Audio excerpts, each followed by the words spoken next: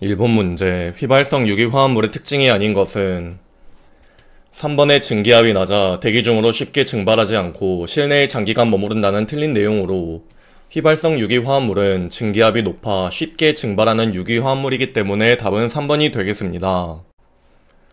2번 문제. 화학물질 및 물리적 인자의 노출 기준상 사람에게 충분한 발암성 증거가 있는 물질의 표기는 이렇게 사람에게 충분한 발암성 증거가 있는 물질의 표기는 1A로 답은 1번이 되겠고, 해당 발암성 정보 물질 표기는 필기에 3번, 실기에도 나오는 개념으로 눈에 익혀주시길 바랍니다. 3번 문제. 산업안전보건법령상 작업환경 측정에 관한 내용으로 옳지 않은 것은 1번의 모든 측정은 지역 시료 채취 방법을 우선으로 실시해야 한다는 틀린 내용으로 모든 측정은 개인 시료 채취 방법으로 하되 개인 시료 채취 방법이 곤란한 경우에는 지역 시료 채취 방법으로 실시할 것이 맞기 때문에 답은 1번이 되겠습니다. 4번 문제. 미국 산업안전보건연구원에서 제시한 중량물의 들기 작업에 관한 감시 기준과 최대 허용 기준의 관계를 바르게 나타낸 것은 최대 허용 기준 MPL은 감시 기준의 3배로 답은 2번이 되겠습니다. 해당 최대 허용 기준에 대한 개념은 필기에 3번 나온 개념으로 표를 눈에 익혀주시길 바랍니다. 5번 문제. 근골격계 질환 평가 방법 중 JSI에 대한 설명으로 옳지 않은 것은 1번에 특히 허리와 팔을 중심으로 이루어지는 작업평가에 유용하게 사용되는 틀린 내용으로 해당 JSI는 손과 손목을 중심으로 이루어지는 작업 기반으로 하기 때문에 답은 1번이 되겠습니다. 6번 문제. 체중이 60kg인 사람이 1일 8시간 작업 시 안전 흡수량이 1mg/kg인 물질을 체내 흡수량을 안전 흡수량 이하로 유지하려면 공기 중 유해 물질 농도를 몇 mg/세제곱미터 이하로 하여야 하는가? 단, 작업 시 폐환기율은 1.25 세제곱미터/hr, 체내 잔류율은 1로 한다. 먼저 체내 흡수량 공식은 이렇게 되고, 해당 공식에서 우리가 구해야 하는 것은 공기 중 유해 물질 농도 C이기 때문에 C를 제외한 나머지를 한쪽으로 이항 정리하면 이렇게 되고, 여기서 SHD는 체중당 흡수량 곱하기 체중이므로 1 곱하기 60을 해주고, 시간은 8시간 대입, 폐환기율 1.25 세제곱미터/hr 대입, 체내 잔류율 1을 대입하면 6mg/세제곱미터가 나와 답은 3번이 되겠습니다. 해당 체내 흡수량에 대한 공식은 필기에 7번, 실기에도 잘 나오는 개념으로 꼭 암기해 주시길 바랍니다. 7번 문제. 산업위생의 목적과 가장 거리가 먼 것은 산업위생의 목적 첫 번째로는 근로자의 건강을 유지시키고 작업 능률을 향상시킴, 두 번째로는 근로자들의 육체적, 정신적, 사회적 건강을 증진시킴, 마지막으로는 작업환경 및 작업조건이 최적화되도록 개선하여 질병을 예방함이기 때문에 답은 3번이 되겠습니다. 8번 문제. 업무상 사고나 업무상 질병을 유발할 수 있는 불안전한 행동의 직접 원인에 해당하지 않은 것은 불안전한 행동 직접 원인 첫 번째로는 지식의 부족, 두 번째로는 기능의 미숙, 세 번째로는 태도의 불량으로 답은 4번이 되겠습니다. 9번 문제. 교대 근무에 있어 야간 작업의 생리적 현상으로 옳지 않은 것은 1번에 체중의 감소가 발생한다 맞는 내용이고, 2번에 체온이 주간보다 올라간다는 틀린 내용으로 체온이 주간보다 내려가고, 3번에 주간 근무에 비하여 피로를 쉽게 느낀다 맞고, 4번에 수면 부족 및 식사 시간의 불규칙으로 위장 장애를 유발한다도 맞는 내용으로 답은 2번이 되겠습니다. 10번 문제. 산업안전보건법령상 작업환경 측정 대상 유해인자에 해당하지 않는 것은 첫 번째로 면분진은 속하고, 두 번째로 목재 분진도 속하고, 세 번째로 지류 분진은 아니고, 네 번째로 곡물 분진도 속하기 때문에 답은 3번이 되겠습니다. 해당 작업환경 측정 대상 유해인자 중 분진의 종류는 필기에는 한 번 나왔으나 실기에 몇 가지 쓰라고 나온 문제로 눈에 익혀주시길 바랍니다. 11번 문제. 미국에서 1910년 납공장에 대한 조사를 시작으로 레이온 공장의 이산화탄소 중독, 구리 광산에서 규폐증, 수은 광산에서의 수은 중독 등을 조사하여 미국의 산업보건 분야에 크게 공헌한 선구자는 이러한 선구자는 앨리스 해밍턴으로 답은 4번이 되겠습니다. 12번 문제, RMR이 10인 격심한 작업을 하는 근로자의 실동률과 계속 작업의 한계 시간으로 오른 것은. 먼저 실동률 공식은 이렇게 되고, 해당 공식에 RMR 10을 대입하면 35%가 나오고, 두 번째로 계속 작업 한계 시간 공식은 로그 계속 작업 한계 시간은 3.724-3.25 RMR로 RMR 10을 대입하면 이렇게 나오는데, 여기서 우리가 구하고자 하는 CMT를 미지수 X로 두고 솔브 기능을 사용하면 CMT는 3분이 나와 답은 3번이 되겠습니다. 해당 솔브 기능은 네오스터디 유튜브에 올려드렸으니 참고해주시고, 해당 실동률과 계속 작업 한계 시간은 필기에 2번, 실기에도 나오므로 공식을 꼭 암기해주시길 바랍니다. 13번 문제, 직업병 진단 시 유해 요인 노출 내용과 정도에 대한 평가 요소와 가장 거리가 먼 것은. 직업병 진단 시 노출 내용과 정도를 평가하기 위해서 작업 환경 측정, 생물학적 모니터링, 노출의 추정 등 과학적 자료가 사용되며 1번의 성별은 노출량 자체의 평가 요소로는 적절하지 않기 때문에 답은 1번이 되겠습니다. 14번 문제, 제조 등이 허가되는 유해 물질에 해당하는 것은. 1번의 성면은 제조 등이 금지되는 유해 물질이고, 2번의 베릴륨은 제조 등이 허가되는 유해 물질이 맞고, 3번의 황린 성냥은 제조 등이 금지되는 물질, 그리고 4번의 베타 나프티라민과 그 염도, 제조 등이 금지되는 물질로 답은 2번이 되겠습니다. 해당 제조 등이 금지되는 유해 물질은 필기에 3번 나온 개념으로 눈에 익혀주시길 바랍니다. 15번 문제, 직업 적성 검사 중 생리적 기능 검사에 해당하지 않은 것은. 첫 번째로 체력 검사는 생리학적 적성 검사가 맞고, 두 번째로 감각 기능 검사도 맞고, 세 번째로 심폐 기능 검사도 맞는데 4번의 지각 동작 검사는 심리학적 적성 검사에 속하기 때문에 답은 4번이 되겠습니다. 해당 적성 검사에 대한 내용은 필기시험에 7번 나온 개념으로 표를 눈에 익혀주시길 바랍니다. 16번 문제, 직업병 및 직업 관련성 질환의 가장 설명으로 옳지 않은 것은. 3번의 직업병은 직업에 의해서 발생된 질병으로 직업 환경 노출과 특정 질병 간의 인과관계는 불분명하다는 틀린 내용으로, 직업병은 직업 환경 노출과 특정 질병 간의 인과관계가 명확하기 때문에 답은 3번이 되겠습니다. 17번 문제, 산업재해 통계 중 재해 발생 건수 100만 배를 총 연 인원의 근로시간수로 나누어 산정하는 것으로 재해 발생의 정도를 표현하는 것은. 이러한 재해 발생의 정도는 도수율로 답은 2번이 되겠습니다. 18번 문제, 윤리강령 중 사업주에 대한 책임에 해당하는 내용은. 4번의 근로자의 건강에 대한 궁극적인 책임은 사업주에게 있음을 인식시킨다는 기업주와 고객에 대한 책임에 속하기 때문에 답은 4번이 되겠습니다. 해당 산업위생 전문가의 윤리강령 중 기업주와 고객에 대한 책임은 필기시험에 3번 나온 개념으로 눈에 익혀주시길 바랍니다. 19번 문제, 오염물질과 관리 기준이 잘못 연결된 것은. 첫 번째로 총 부유 세균은 800 CFU/per 세제곱미터 맞는 내용이고, 두 번째로 일산화탄소는 10 ppm 맞는 내용이고, 3번의 총 미세먼지 50 마이크로그램/per 세제곱미터도 맞는 내용이고, 마지막으로 포름알데히드는 150 마이크로그램/per 세제곱미터가 아닌 100 마이크로그램/per 세제곱미터 이하이기 때문에 답은 4번이 되겠습니다. 해당 사무실 오염물질 관리 기준은 필기에 6번, 실기에도 나오는 개념으로 표를 암기해 주시길 바랍니다. 20번 문제, 단기간의 휴식에 의하여 회복될 수 없는 병적 상태를 일컫는 용어는. 이러한 용어는 곤비로 답은 1번이 되겠습니다. 해당 피로의 3단계는 필기에 3번 나온 개념으로 단계별 피로를 암기해 주시길 바랍니다. 21번 문제, 근로자 개인의 청력 손실 여부를 알기 위해 사용하는 청력 측정용 기기는. 이러한 청력 측정용 기기는 청력계로 답은 1번이 되겠습니다. 22번 문제, 금속 탈지 공정에서 측정한 트리클로로에틸렌의 농도가 아래와 같을 때 기압 평균 농도는. 기압 평균 공식은 이렇게 되고, 해당 공식에서 측정치의 개수가 7개이기 때문에 7을 대입, 그리고 측정치를 전부 곱해주면 55.2 ppm이 나와 답은 3번이 되겠습니다.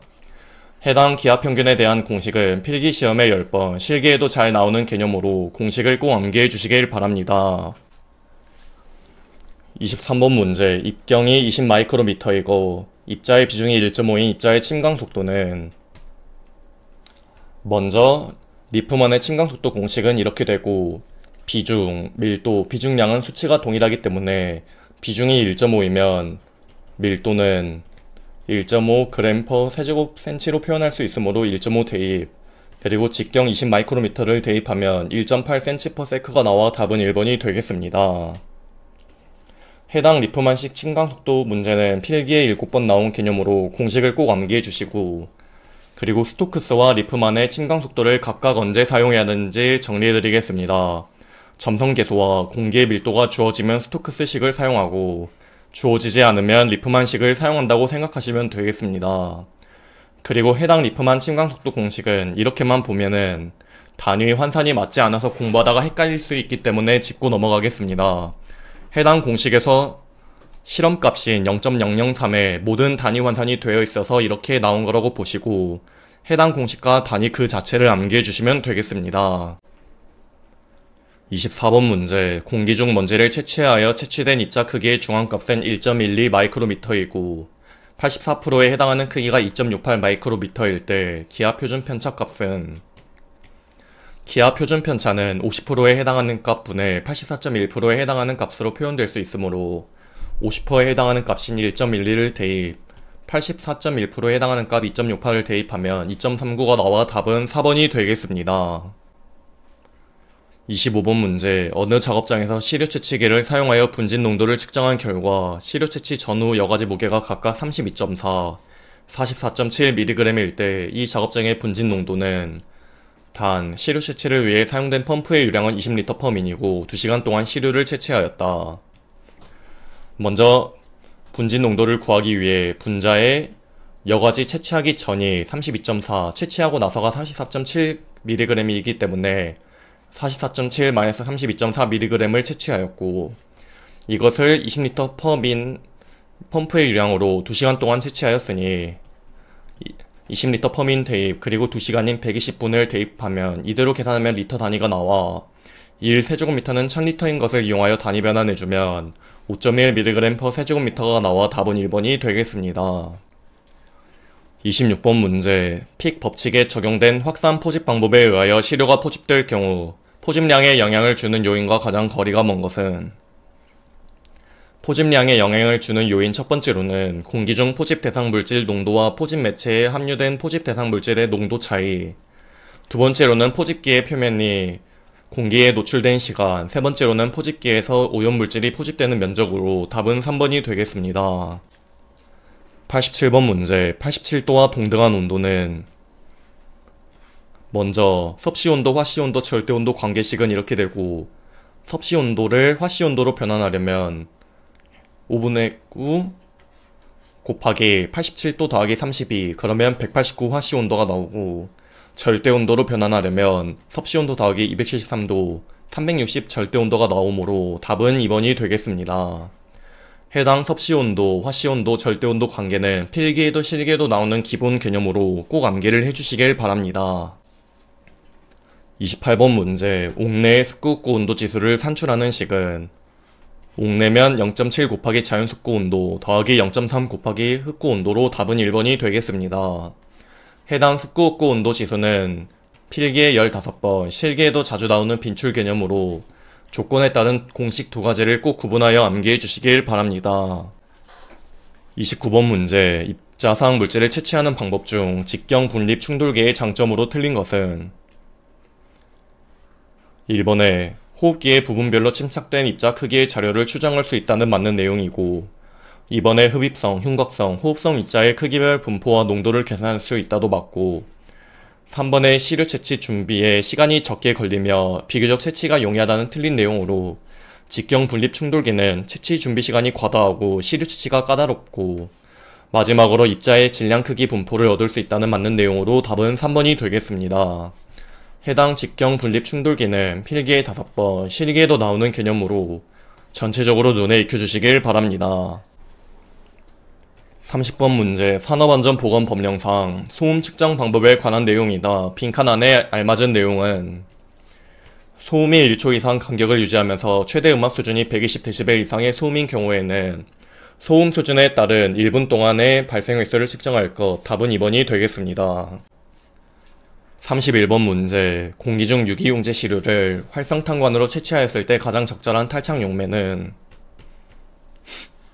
보통 활성탄관에는 이온화탄소와 같은 비극성 유기용매를 사용하는데 이것은 대부분의 유기화합물을 잘 녹여내기 때문에 가장 널리 사용하는 탈착 용매이기 때문에 답은 4번이 되겠습니다. 해당 활성탄 문제는 필기에 6번 나온 개념으로 눈에 익혀주시길 바랍니다. 32번 문제 산업안전보건법령상 단위 작업 장소에서 작업 근로자 수가 17명일 때 측정해야 할 근로자 수는 동일 작업 근로자 수가 10명을 초과하는 경우에는 매 5명당 1명 이상 추가하여 측정해야 하기 때문에 17명에 5를 나누어주면 3.4가 나오고 여기서 올림을 해주면 4명이 나와 답은 4번이 되겠습니다. 해당 시료채취 근로자 수에 대한 내용은 필기에 4번, 실기에도 나오는 내용으로 눈에 익혀주시길 바랍니다. 33번 문제 시료채취 방법 중 유해물질에 따른 흡착제의 연결이 적절하지 않은 것은 활성탄은 비극성 물질 채취, 실리카겔은 극성 물질 채취의 사용 용도를 가지고 있으므로 1번의 방향종 유기용제는 비극성 물질이기 때문에 이러한 활성탄이 맞고 2번의 방향종 아민류, 3번의 니트로벤젠은 극성 물질이기 때문에 실리카겔이 맞고 4번의 알코올류는 비극성 물질이기 때문에 이런 엠버라이트가 아닌 활성탄관으로 채취해야 되기 때문에 4번이 틀린 내용이 되겠습니다. 34번 문제 실리카겔의 친화력이 가장 큰 물질은 여기에 물과 알코올류가 없기 때문에 알데하이드류인 1번이 답이 되겠습니다. 해당 실리카겔 친화력, 즉 극성이 강한 순서는 필기에 4번 나온 개념으로 순서를 외워주시길 바랍니다. 35번 문제 직독식 기구에 대한 설명과 가장 거리가 먼 것은 첫 번째로 측정과 작동이 간편하여 인력과 분석비를 절감할 수 있다 맞고 2번에 연속적인 시료 채취 전략으로 작업시간 동안 하나의 완전한 시료 채취에 해당되는 틀린 내용으로 직독식 기구는 연속적인 시료 채취 전략이 아닌 순간적 농도나 단기적인 노출 수준을 파악하는 데 적합하고 3번에 현장에서 실제 작업시간이나 어떠한 순간에서 유해인자의 수준과 변화를 쉽게 알 수 있다 맞고 4번에 현장에서 즉각적인 자료가 요구될 때 민감성과 특이성이 있는 경우 매우 유용하게 사용될 수 있다도 맞는 내용으로 답은 2번이 되겠습니다. 36번 문제 어느 작업장에서 작동하는 기계 각각의 소음 측정 결과가 아래와 같을 때 총 음압 수준은 총 음압 레벨 공식은 이렇게 되고 해당 공식에서 93dB 대입, 89dB 대입, 88dB를 대입하면 95.3dB이 나와 답은 3번이 되겠습니다. 해당 총 음압 레벨은 필기에 11번, 실기에도 나오는 개념으로 공식을 꼭 암기해 주시길 바랍니다. 37번 문제 측정값이 1, 7, 5, 3, 9일 때 변이계수는 먼저 변이계수는 평균치 분의 표준편차 곱하기 100으로 평균치인 산술평균을 구해줍니다. 산술평균은 측정값을 전부 더하고 측정치의 개수인 5로 나누어주면 5가 나오고 표준편차의 공식은 이렇게 되는데 여기에 들어가는 산술평균은 5 그대로 대입, 그리고 측정치의 개수는 5이므로 5 대입, 그리고 각각 측정치 1, 7, 5, 3, 9를 각각 대입해주면 3.16이 나오고 그러면 위에서 구한 표준편차 3.16 대입, 산술평균 5를 대입하면 변이계수는 63%가 나와 답은 3번이 되겠습니다. 해당 변이계수 공식은 필기에 3번, 실기에도 나오는 개념으로 공식을 꼭 암기해 주시길 바랍니다. 38번 문제 검지관의 장단점에 관한 내용으로 옳지 않은 것은 첫 번째로 검지관은 사용이 간편하고 복잡한 분석실 분석이 필요 없다 맞는 내용이고 두 번째로 산소결핍이나 폭발성 가스로 인한 위험이 있는 경우에도 사용이 가능하다 맞는 내용이고 3번의 민감도 및 특이도가 낮고 색 변화가 선명하지 않아 판독자에 따라 변이가 심하다 맞는 내용이고 마지막으로 측정 대상 물질의 동정이 미리 되어 있지 않아도 측정을 용이하게 할 수 있다는 틀린 내용으로 측정 대상 물질이 동정이 미리 되어 있어야 해당 물질에 맞는 검지관으로 측정이 가능하기 때문에 답은 4번이 되겠습니다. 해당 검지관의 장단점은 필기에 3번, 실기에도 나오는 개념으로 눈에 익혀주시길 바랍니다. 39번 문제, 유해 인자에 대한 노출 평가 방법인 위해도 평가를 설명한 것으로 가장 거리가 먼 것은 첫 번째로 위험이 가장 큰 유해 인자를 결정하는 것이다 맞고, 2번에 유해 인자가 본래 가지고 있는 위해성과 노출 요인에 의해 결정된다도 맞고, 3번의 모든 유해 인자 및 작업자, 공정을 대상으로 동일한 비중을 두면서 관리하기 위한 방안은 아니고, 4번의 노출량이 높고 건강상의 영향이 큰 유해 인자인 경우 관리해야 할 우선순위도 높게 된다 맞는 내용으로 답은 3번이 되겠습니다. 40번 문제, 어떤 작업장의 8시간 작업 중 연소급 소음 100dB이 1시간, 95dB이 2시간 발생하고 그 외 5시간은 기준 이하의 소음이 발생되었을 때 이 작업장의 누적 소음도에 대한 노출 기준 평가로 옳은 것은 노출지수 이하에 대한 공식은 이렇게 되고, 측정치는 1시간, 2시간이기 때문에 각각 대입, 그리고 100dB의 발생시간 기준은 2시간 대입, 95dB은 4시간을 대입해주면 1이 나와 기준과 동일하기 때문에 답은 2번이 되겠습니다. 해당 혼합물의 노출기준 이하에는 필기시험에 9번, 실기에도 나오는 개념으로 공식을 꼭 암기해 주시길 바랍니다.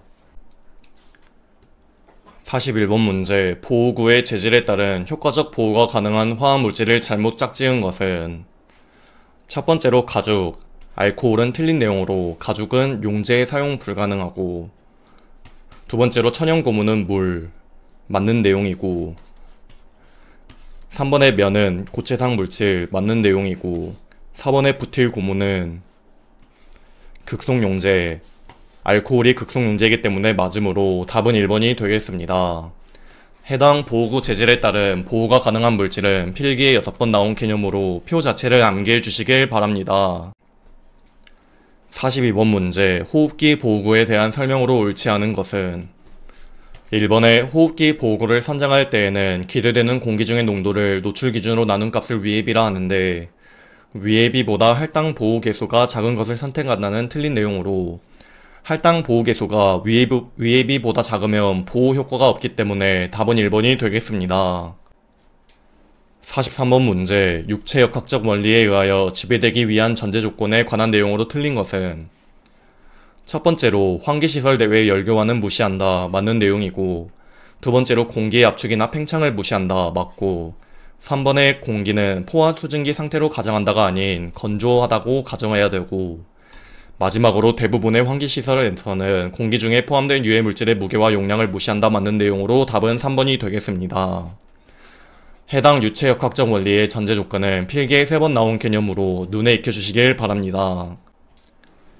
44번 문제, 흡입관의 정압 및 속도압은 마이너스 30.5mm H2O, 7.2mm H2O일 때 이고 배출관의 정압 및 속도압은 20mm H2O, 그리고 15mm H2O일 때 송풍기의 유효전압은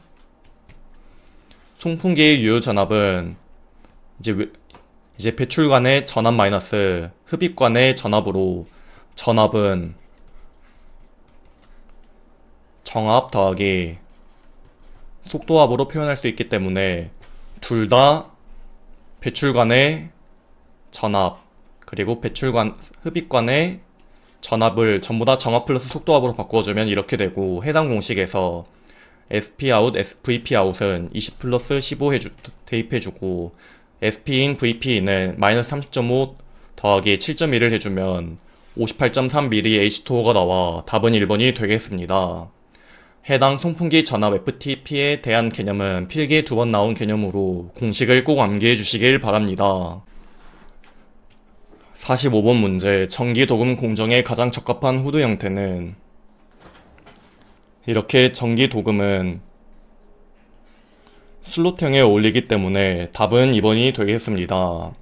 해당 후드 형식과 적용 작업에 대한 표는 필기에 3번, 실기에도 나오는 개념으로 필기 공부를 할 때는 시험에 나온 것만 암기해 주시면 되겠습니다. 46번 문제 슬로트도의 종류 중 전원주형의 배기량은 4분의 1 원주형 대비 약 몇 배인가? 보통 ACGIH 기준으로 계산해야 되나 이렇게 4분의 1 원주형은 ACGIH 기준이 따로 없기 때문에 이럴 때는 유동적으로 일반 기준으로 비교해야 하므로 전원주는 3.7이 아닌 5로 계산을 해야 됩니다. 그러면은 전원주는 5 대입, 4분의 1 원주는 1.6을 대입하면 약 3배 차이가 나서 답은 2번이 되겠습니다. 해당 슬로트도에서 조건에 따른 형상계수 해당 표는 필기, 실기 둘 다 빈출이기 때문에 꼭 암기를 해주시길 바랍니다. 47번 문제 밀도가 1.225kg/세제곱미터인 공기가 20m/s의 속도로 덕트를 통과하고 있을 때 동압은 여기서 동압, 속도압에 대한 공식은 비중, 밀도, 비중량이 주어질 때와 주어지지 않을 때로 나누어지는데 여기선 밀도가 주어졌기 때문에 해당 공식을 이용하여 속도압 VP를 구해줍니다. 그러면 해당 공식에서 비중량은 밀도가 1.225kg/세제곱미터면 수치만 같은 1.25kg/세제곱미터이기 때문에 1.225를 대입해주고 속도 20m/s 대입, 중력 가속도 g는 주어지지 않으면 9.8m/제곱세컨 고정값 대입해주면 25mH2O가 나와 답은 3번이 되겠습니다. 해당 공식은 필기, 실기 단거리이기 때문에 꼭 조건에 따라 구분하여 공식을 암기해 주시길 바랍니다. 48번 문제 터보 송풍기에 관한 설명으로 틀린 것은 첫 번째로 후양 날개형 송풍기라고도 한다. 맞는 내용이고 두 번째로 송풍기의 기시 회전 방향 반대편으로 경사지게 설치되어 있다. 맞는 내용이고 세 번째로 고농도 분진 함유 공기를 이송시킬 경우 집진기 후단에 설치하여 사용해야 한다. 맞는 내용이고 마지막으로 방사 날개형이나 전향 날개형 송풍기에 비해 효율이 떨어진다는 틀린 내용으로 해당 터보형 송풍기는 원심력 송풍기 중 효율이 가장 좋은 송풍기이기 때문에 답은 4번이 되겠습니다. 해당 터보형 송풍기는 필기에 2번, 실기에도 나오는 개념으로 해당 개념들을 눈에 익혀주시길 바랍니다. 49번 문제 정압 회복 계수가 0.72이고 정압 회복량이 7.2mH2O인 원형 확대관의 압력 손실은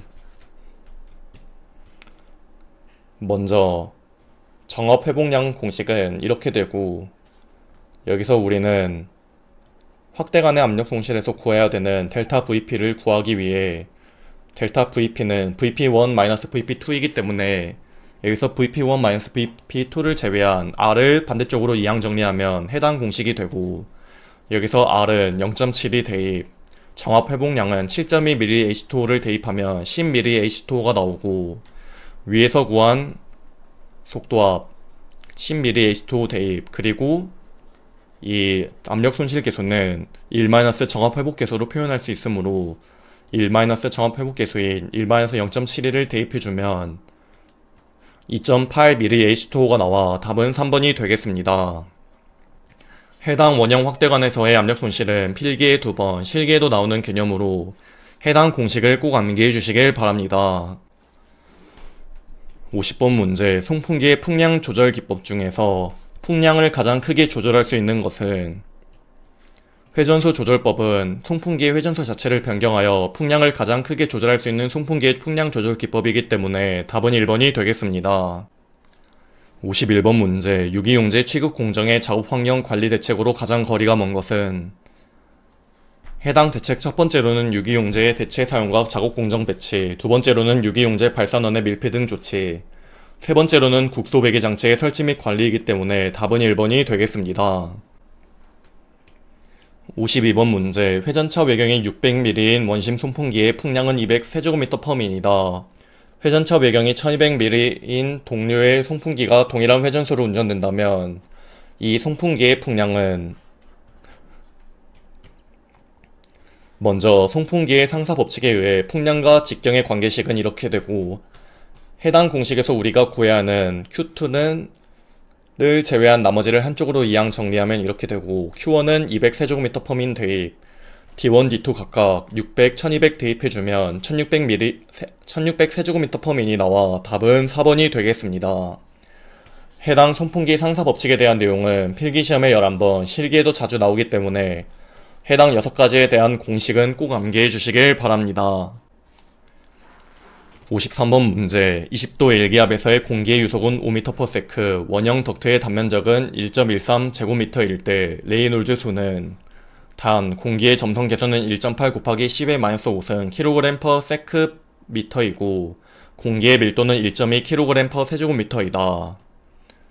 먼저 레이놀즈 공식은 이렇게 되고 여기에서 밀도, 속도, 점성 계수는 있으나 직경 t는 단면적 a를 통해 구해줘야 됩니다. 그러면 해당 공식에서 직경 d에 대한 공식으로 바꾸면 d제곱 남기고 4를 위로 이항, 파이를 아래로 이항하면 파이 4분의 a, 양변에 루트를 씌우면 d는 루트 파이분의 4a이고 여기에 a 1.13을 대입해주면 직경 d는 1.2m가 나와 대입해주고 밀도는 1.2 kg/세제곱미터 대입, 유속 5m/s 대입, 점성계수 1.8 곱하기 10의 -5승 kg/sec미터를 대입해주면 이렇게 40만이 나오는데 지문에서는 이렇게 10의 5승으로 표현하는 걸 원하기 때문에 4 곱하기 10의 5승으로 표현해주면 1번이 답이 되겠습니다. 54번 문제, 송풍기의 축의 회전수를 측정하기 위한 측정기구는 해당 측정기구는 첫 번째로 타코미터, 두 번째로는 광학식 센서, 세 번째로는 자기식 센서, 네 번째로는 스트로보스코프이기 때문에 답은 1번에 있는 타코미터가 되므로 2번이 답이 되겠습니다. 55번 문제, 유해물질별 송풍 간의 적정 반송 속도로 옳지 않은 것은 첫 번째로 가스상 물질은 10m/s 맞고 두 번째로 무거운 물질은 25m/s 맞고 세 번째로 일반 공업 물질은 20m/s 맞고 4번의 가벼운 건조 물질은 30m/s가 아닌 15m/s이기 때문에 답은 4번이 되겠습니다. 해당 유해물질에 따른 적정 반송 속도는 필기에 4번 나온 개념으로 눈에 익혀주시길 바랍니다. 56번 문제, 정압조절 평형법의 장점으로 틀린 것은 첫 번째로 예기치 않은 침식 및 부식이나 퇴적 문제가 일어나지 않는다. 맞는 내용이고 두 번째로 설치된 시설의 개조가 용이하여 장치 변경이나 확장에 대한 유연성이 크다는 틀린 내용으로 정압조절 평형법은 시설 설치 후 잘못된 유량을 고치기도 어렵고 효율 개선 시 전체적으로 수정하여야 되고 설계 유량 산정을 잘못할 경우 수정은 덕트 크기 변경을 필요로 하고 세 번째로 설계가 정확할 때에는 가장 효율적인 시설이 된다 맞고 4번에 설계 시 잘못된 설계된 분지관 또는 저항이 제일 큰 분지관을 쉽게 발견할 수 있다는 맞는 내용으로 답은 2번이 되겠습니다. 해당 정압조절 평형법의 장단점은 필기에 3번, 실기에도 나오기 때문에 눈에 익혀주시길 바랍니다. 57번 문제, 신체 보호구에 대한 설명으로 틀린 것은 4번의 안면 보호구에는 일반 보호면, 용접면, 안전모, 방지 마스크 등이 있다는 틀린 내용으로 보안면, 보안경 등이 있다가 맞기 때문에 답은 4번이 되겠습니다. 58번 문제, 전체 환기의 목적에 해당되지 않는 것은 전체 환기 목적 첫 번째로는 유해 물질의 농도를 희석시켜 건강을 유지 증진한다. 두 번째로는 실내의 온도와 습도를 조절한다. 세 번째로는 화재나 폭발을 예방한다가 있기 때문에 답은 1번이 되겠습니다. 59번 문제, 방진 마스크에 대한 설명 중 옳지 않은 것은 이번에 방진 마스크의 포집 효율과 흡기 저항 상승률은 모두 높은 게 아닌 낮은 것이 좋다이기 때문에 답은 2번이 되겠습니다. 60번 문제, 심한 난류 상태의 덕트 내에서 마찰 계수를 결정하는 데 가장 큰 영향을 미치는 요소는 마찰 계수는 레이놀즈 수와 상대 조도의 함수로 마찰 계수를 결정하는데 덕트의 표면 조도가 가장 큰 영향인자이다. 답은 3번이 되겠고 참고로 여기서 덕트의 표면 조도는 빛을 의미하는 조도가 아닌 내면의 거칠기를 의미하는 점 참고해 주시길 바랍니다. 61번 문제, 전기성 안염과 가장 관련이 깊은 비전리 방사선은 전기성 안염은 보통 UVB 쪽에 발생하므로 답은 1번이 되겠습니다. 해당 자외선 파장 영역에 따른 분류는 필기에 19번 나올 정도로 빈출 개념으로 전체적으로 눈에 익혀주시면 되겠습니다. 62번 문제, 다음 파장 중 살균 작용이 가장 강한 자외선의 파장 범위는 254에서 280나노미터 부근에서 살균력이 가장 세기 때문에 답은 2번이 되겠습니다. 해당 자외선 파장 영역에 따른 분류는 필기에 19번 나올 정도로 빈출 개념으로 전체적으로 눈에 익혀주시면 되겠습니다. 63번 문제, 다음 중 레이노 현상의 주요 원인으로 옳은 것은 레이노드 증후군은 국소 진동에 의하여 손가락의 창백, 청색증, 저림, 냉감, 동통이 나타나는 혈액순환 장애로 답은 1번이 되겠습니다. 64번 문제, 산업안전보건법령상 고온의 노출 기준 중 중등 작업의 계속 작업 시 노출 기준은 몇 도인가? 중등 작업의 계속 작업 시 노출 기준은 26.7도로 답은 1번이 되겠습니다. 해당 고온의 노출 기준은 필기에 7번, 실기에도 잘 나오는 개념으로 경작업, 중등작업, 중작업의 각 열량과 해당 12가지의 고온의 노출 기준을 암기해 주시길 바랍니다. 65번 문제, 일반 소음에 대한 차음 효과는 벽체의 단위 표면적에 대하여 벽체의 무게가 2배 될 때마다 약 몇 데시벨 증가하는가? 먼저 차음 수직 입사에 대한 공식은 이렇고, 해당 공식에서 벽체의 무게 2배만 고려한다면 차음제의 면밀도 m만 고려해준다. 그러면 차음 수직 입사는 20로그 m과 비례한다고 표현할 수 있으므로 이게 2배 증가하면 6데시벨이 증가하기 때문에 답은 2번이 되겠습니다. 66번 문제, 한랭 노출 시 발생하는 신체적 장애에 대한 설명으로 옳지 않은 것은 첫 번째로 동상은 조직의 동계를 말하며 피부의 이론상 동결 온도는 약 -1도 정도이다. 맞는 내용이고, 두 번째로 전신 체온 강화는 장시간의 한랭 노출과 체열 상실에 따라 발생하는 급성 중증 장애이다. 맞고, 3번의 참호족은 동결 온도 이하의 찬 공기의 단기간의 접촉으로 급격한 동결이 발생하는 장애가 아닌 근로자의 발이 한랭에 장기간 노출됨과 동시에 지속적으로 습기나 물에 잠기게 되면 발생하기 때문에 답은 3번이 되겠습니다. 67번 문제, 인체와 작업 환경 사이에 열교환이 이루어지는 조건에 해당되지 않는 것은 1번의 대류에 의한 열교환은 맞고, 2번의 복사에 의한 열교환도 맞고, 3번의 증발에 의한 열교환도 맞으나 4번의 기온에 의한 열교환은 아니기 때문에 답은 4번이 되겠고, 해당 열교환 방정식은 필기에 6번, 실기에도 자주 나오는 개념으로 전체적으로 눈에 익혀주시면 되겠습니다.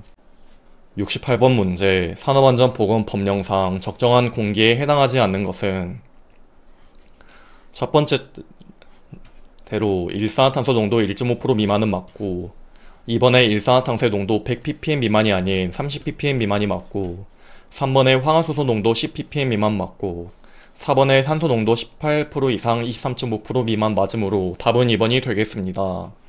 해당 적정 공기 개념은 필기에 5번, 실기에도 자주 나오는 개념으로 적정 공기 조건들을 꼭 암기해 주시길 바랍니다.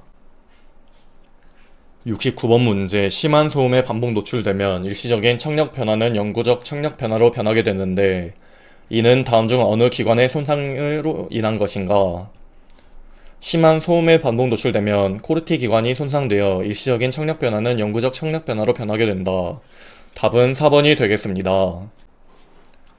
70번 문제, 전리방사선이 인체에 미치는 영향에 관여하는 인자와 가장 거리가 먼 것은 전리방사선이 인체에 미치는 영향부터 첫 번째로는 전리작용, 두 번째로는 피폭 선량, 세 번째로는 피폭 방법, 네 번째로는 조직의 감수성, 다섯 번째로는 투과력으로 답은 3번이 되겠습니다.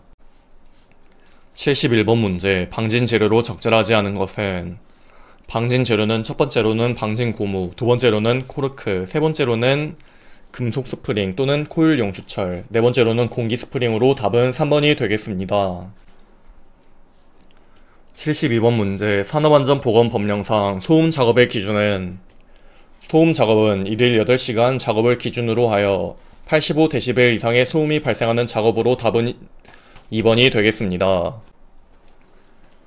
73번 문제, 음원으로부터 40m 되는 지점에서 음악 수준이 75dB로 측정되었다면 10m 되는 지점에서의 음악 수준은 거리 감쇄추의 공식은 이렇게 되고 SPL2는 75dB 대입, R2 40m, R1 10m를 각각 대입해주면 SPL1만 남는데 이것을 미지수 X로 두고 솔브 기능을 사용하면 SPL1은 87dB이 나와 2번이 답이 되겠습니다. 해당 솔브 기능은 네오스터디 유튜브에 업로드 되었으니 참고해 주시길 바라고, 해당 거리 감퇴치 공식은 필기시험에 3번 나온 개념으로 공식을 꼭 암기해 주시길 바랍니다. 74번 문제, 비전리 방사선이 아닌 것은? 첫 번째로 적외선은 비전리 방사선이 맞고, 두 번째로 레이저도 맞고, 세 번째로 라디오파도 맞는데 4번의 알파선은 전리 방사선이기 때문에 답은 4번이 되겠습니다. 해당 전리 방사선, 비전리 방사선 종류 구분하는 문제가 필기에 3번 나왔으므로 꼭 구분하여 외워주시길 바랍니다. 75번 문제, 산업안전보건법령상 정밀 작업을 수행하는 작업장의 조도 기준은? 정밀 작업은 300럭스 이상이기 때문에 답은 2번이 되겠습니다. 해당 작업에 따른 조도는 필기에 3번, 실기에도 나오는 개념으로 작업에 따른 조도를 암기해 주시길 바랍니다. 76번 문제, 빛과 밝기에 관한 설명으로 옳지 않은 것은? 이번에 광원으로부터 한 방향으로 나오는 빛의 세기는 광속이 아닌 광도이고, 광속은 광원으로부터 모든 방향으로 방출하는 빛의 총량이기 때문에 답은 2번이 되겠습니다. 77번 문제, 고압 환경의 2차적인 가압 현상 중 산소 중독에 관한 내용으로 옳지 않은 것은? 일반적으로 산소의 분압이 2기압이 넘으면 산소 중독 증세가 나타난다 맞는 내용이고, 두 번째로 산소 중독에 따른 증상은 고압산소에 대한 노출이 중지되면 멈추게 된다도 맞고, 3번의 산소의 중독 작용은 운동이나 중등량의 이산화탄소의 공급으로 다소 완화될 수 있다는 틀린 내용이고, 4번의 수지와 족지의 자결통, 시력장애, 정신훈란, 근육경련 등의 증상을 보이며 나아가서는 간질 모양의 경련을 나타난다도 맞는 내용으로 답은 3번이 되겠습니다. 해당 가압현상 개념은 필기에 11번 나온 개념으로 전체적으로 눈에 익혀주시길 바랍니다. 78번 문제, 감압병의 예방대책으로 적절하지 않은 것은? 1번의 호흡용 혼합가스의 산소에 대한 질소의 비율을 증가시킨다는 틀린 내용으로 고압 환경에서의 작업 시 질소 대신 헬륨, 산소, 혼합가스 등으로 대체하여 이용해야 되고, 두 번째로 호흡기 또는 순환기에 이상이 있는 사람은 작업에 투입하지 않는다 맞고, 4번의 감압병 발생 시 원래의 고압 환경으로 복귀시키거나 인공 고압실에 넣는다는 맞는 내용으로, 그리고 4번의 고압실 작업에서는 탄산가스의 분압이 증가하지 않도록 신선한 공기를 송기시킨다 맞는 내용으로 답은 1번이 되겠습니다. 해당 감압병은 필기에 7번 나온 개념으로 감압병이 무엇인지 그리고 대책들을 눈에 익혀주시면 되겠습니다. 79번 문제, 1000Hz에서 음압 레벨을 기준으로 하여 등청감 곡선을 나타내는 단위로 사용되는 것은? 이러한 단위는 폰으로 답은 4번이 되겠습니다. 80번 문제, 이상 기압의 영향으로 발생되는 고공성 폐수종에 관한 설명으로 옳지 않은 것은? 첫 번째로 어른보다 아이들에게서 많이 발생된다 맞는 내용이고, 두 번째로 고공순화된 사람이 해면에 돌아올 때에도 흔히 일어난다 맞고, 3번에 산소 공급과 해면 귀환으로 급속히 소실되며 증세가 반복되는 경향이 있다도 맞고, 4번에 진해성 기침과 과호흡이 나타나고 폐동맥의 혈압이 급격히 낮아진다가 아닌 증가하여 실신구토 등이 발생하기 때문에 답은 4번이 되겠습니다. 81번 문제, 카드뮴의 중독 치료 및 예방대책에 관한 설명으로 옳지 않은 것은? 1번의 소변 속의 카드뮴 배설량은 카드뮴 흡수를 나타내는 지표가 된다 맞는 내용이고, 2번의 BAL 또는 에틸렌디아민 테트라아세트산의 칼슘연 등을 투여하여 신장에 대한 독성 작용을 제거한다는 틀린 내용으로 BAL 또는 에틸렌디아민 테트라아세트산의 칼슘연 등의 배설 촉진제는 신장 독성을 증가시켜 위험하므로 절대 투여하지 않아야 되기 때문에 틀렸고, 3번의 칼슘 대사에 장애를 주어 신결석을 동반한 증후군이 나타나고 다량의 칼슘 배설이 일어난다 맞고, 4번의 폐활량 감소, 장기량 증가 및 호흡 곤란의 폐증세가 나타나며 이 증세는 노출기관과 노출 농도에 의해 좌우된다도 맞는 내용으로 답은 2번이 되겠습니다. 해당 카드뮴에 대한 내용은 필기에 10번 나온 내용으로 눈에 익혀주시길 바랍니다. 82번 문제, 다음 중 무기연에 속하지 않은 것은? 금속연, 일산화연, 사산화 사면은 무기연에 속하나 사메틸연은 탄소와 연 결합을 가진 유기연으로 피부를 통하여 인체 내 침입하는 것이기 때문에 답은 4번이 되겠습니다. 83번 문제. 피부는 표피와 진피를 구분하는데 진피에만 있는 구조물이 아닌 것은 진피에만 있는 것은 혈관, 그리고 모낭, 땀샘 등이 있는데 4번의 멜라닌 세포는 표피에만 있기 때문에 답은 4번이 되겠습니다. 84번 문제. 접촉에 의한 알레르기성 피부 감작을 증명하기 위한 시험으로 가장 적절한 것은 접촉에 의한 알레르기성 피부 감작을 증명하기 위한 시험은 첩포 시험으로 답은 1번이 되겠습니다. 85번 문제. 근로자의 소변 속에서 오르소크레졸이 다량 검출되었다면 이 근로자는 다음 중 어떤 유해 물질에 폭로되었다고 판단되는가? 이렇게 톨로에는 류중 오르소크레졸이 배출되기 때문에 답은 4번이 되겠습니다. 해당 생물학적 노출 지표 물질은 필기시험에 22번, 실기에도 나오는 개념으로 필기시험에 나온 개념 위주로 체크해서 공부해 주시면 되겠습니다. 86번 문제. 접촉성 피부염의 특징으로 옳지 않은 것은 첫 번째로 작업장에서 발생 빈도가 높은 피부 질환이다. 맞는 내용이고, 두 번째로 증상은 다양하지만 홍반과 부종을 동반하는 것이 특징이다도 맞고, 세 번째로 원인 물질은 크게 수분, 화합성 화학물질, 생물성 화학물질로 구분할 수 있다. 맞는 내용으로 맞고, 4번의 면역학적 반응에 따라 과거 노출 경험이 있어야만 반응이 나타난다는 틀린 내용으로 답은 4번이 되겠습니다. 해당 접촉 피부염은 필기에 5번 나온 개념으로 눈에 익혀주시길 바랍니다. 87번 문제. 직업성 피부 질환에 영향을 주는 직접적인 요인에 해당되는 것은 1번의 연령, 2번의 인종, 4번의 피부의 종류는 간접적인 원인이나 3번의 고온은 화학적 환경 요인, 직접적인 원인에 속하기 때문에 답은 3번이 되겠습니다. 해당 직업성 질환 발생 요인은 필기에 3번 나온 개념으로 직접적인 원인과 간접적인 원인을 구분하여 눈에 익혀주시길 바랍니다. 88번 문제. 대사 과정에 의해서 변화된 후에만 발암성을 나타내는 간접 발암원으로만 나열된 것은